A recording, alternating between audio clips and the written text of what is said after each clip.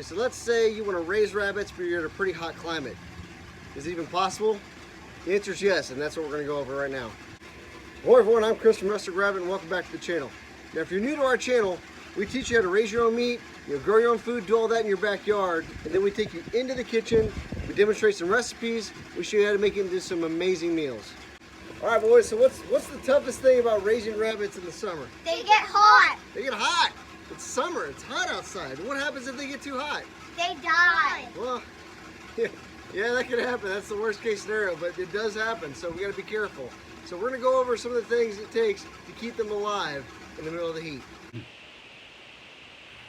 Okay, so, the first thing you need to do is make sure whatever you have, doesn't matter what species or how many, that you've got to have shade. That's the first. And if someone tells you they're heat tolerant, that's not the same thing as saying you can put them out in the middle of the yard. They need to have shade. So you don't need an enclosure quite this involved.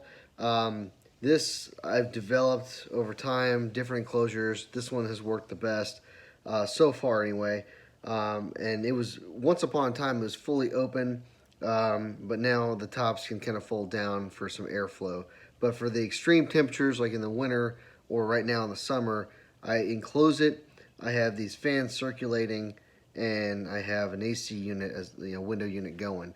And so that you really can maintain a temperature. Again, high 70s, low 80s is the best you're going for.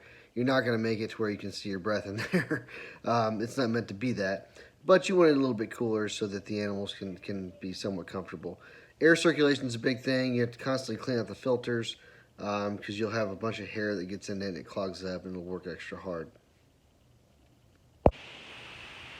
So the second most important thing is going to be water. You need to have plenty of water. So I used to have the little Home Depot buckets, 5-gallon buckets. That's just, I'm not comfortable with that. They go out too quick and the sun kind of gets through and things grow. So I like to have giant 50-gallon drums, and I fill those up every few days just to make sure that they stay topped off and they don't ever run out of water. Okay, you hear a lot of people say I put frozen water bottles. That's what this is. The bigger the water container, the longer it'll stay frozen, the longer it'll take to freeze, but it'll stay frozen a little bit longer. They still won't last the whole day, so you're going to have to rotate those out every day. Lastly, the Californians is what a lot of people go with. Californians or New Zealand's. Those are best known meat pen rabbits to raise, for this purpose. But I learned that Tamex, Texas A&M University of Kingsville, developed a more heat tolerant rabbit to this local area. So that's what I've now transitioned to. Okay, so just beyond keeping them alive, there's a few things you're going to have to also worry about. Firstly, the heat is going to impact the breeding, okay, in a few different ways. Firstly, the males, even if they're doing it right and they have a fall off, maybe after one fall off, they're done. They're exhausted, they're all worn out, they're wearing fur coats while they're doing all this, right? So they're exhausted.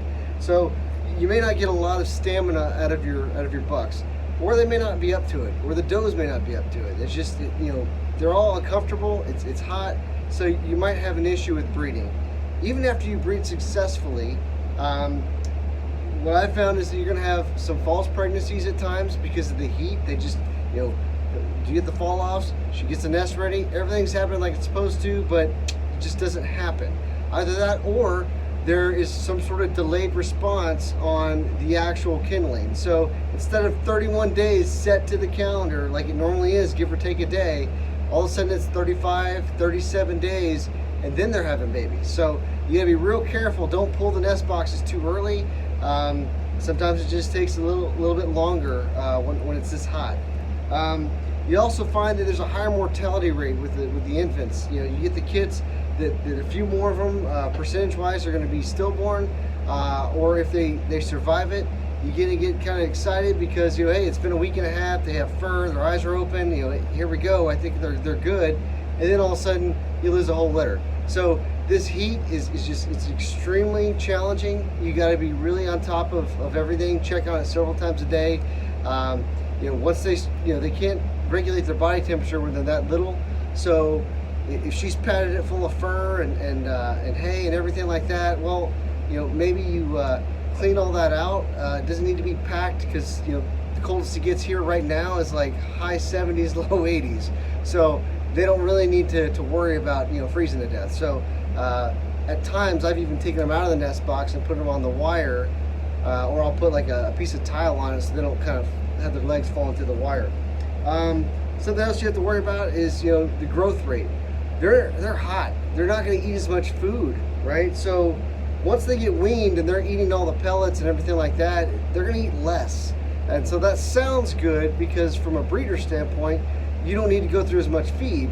But the problem is if you're trying to grow them out because you need to get them to a certain weight, it's going to take longer.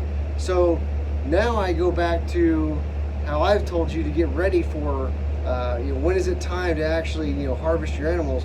Well, it might be 12 weeks, but if it's hot, they're not eating as quickly. So now it's 16 weeks. Who knows? So it's not an age, it's a weight.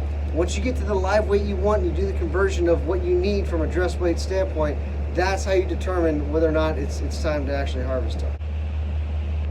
Okay, so some words of advice to leave you with, right? Parting shots.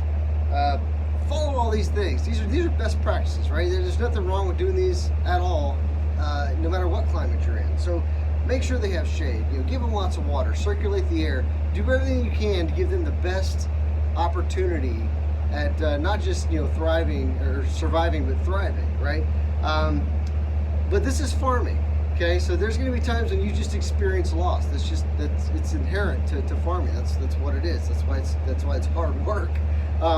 And it might be in your plants or it might be in your animals. It might be in the heat or it might be in the cold. Any extreme weather, extreme climate, and you're going to have your own set of issues and challenges you have to manage.